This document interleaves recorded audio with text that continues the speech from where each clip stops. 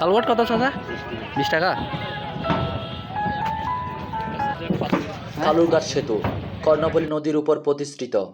প্রাক ঐতিহাসিক যুগ হতে নদী পারাপারের জন্য স্থানটি কালুরঘাট নামে নদী পারাপারের ভূমিকা রেখে আসলেও 1930 সালে ব্রিটিশ শাসনামলে রেল সেতুটি নির্মিত হয়।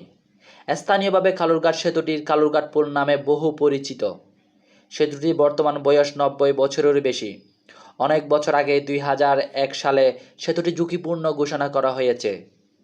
2011 সালে বুয়েটের একদল গবেষক আরেকবার ঝুঁকিপূর্ণ ঘোষণা করেছিলেন।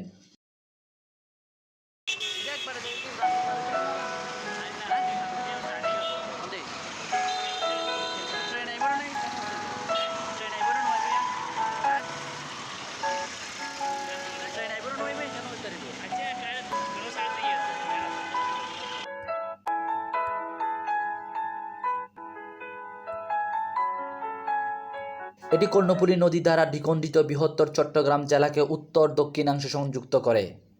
93 বছরের পুরাতন এই সেতুটির দক্ষিণাংশের একমাত্র সংযোগ মাধ্যম ছিল। 1 দশক পূর্বে শাহ আমানত কর্ণফুলী সেতুর উদ্বোধনের পূর্ব পর্যন্ত। তাই একে দক্ষিণ চট্টগ্রামে প্রবেশদ্বার বলা হয়।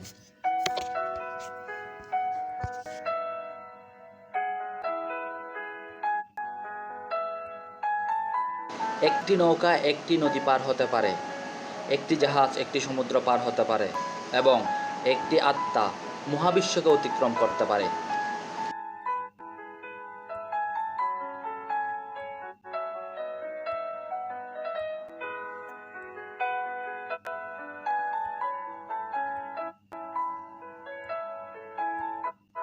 নদীর মনোরম শব্দ আমাদের মনে প্রশান্তি নিয়ে আসে।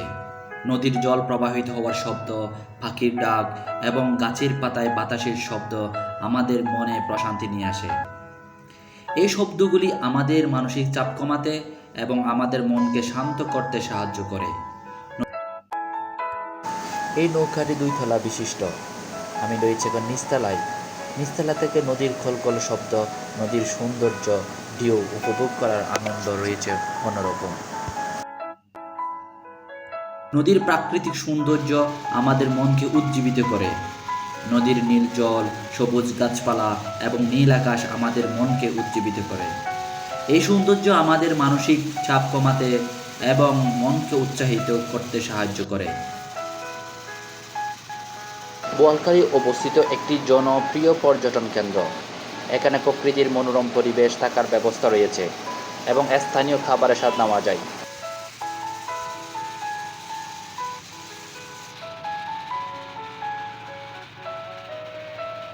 উপরের তলায় খুব সুন্দর পরিবেশ। সব ভ্রমণ পিপাসী ভাইয়েরা উপরে বসে আসে।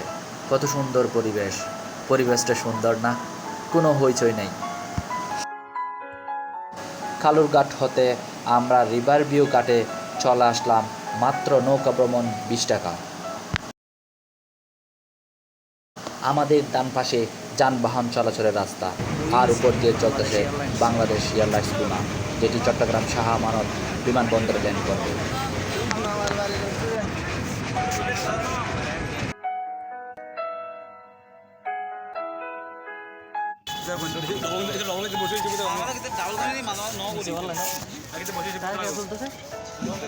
আচ্ছা।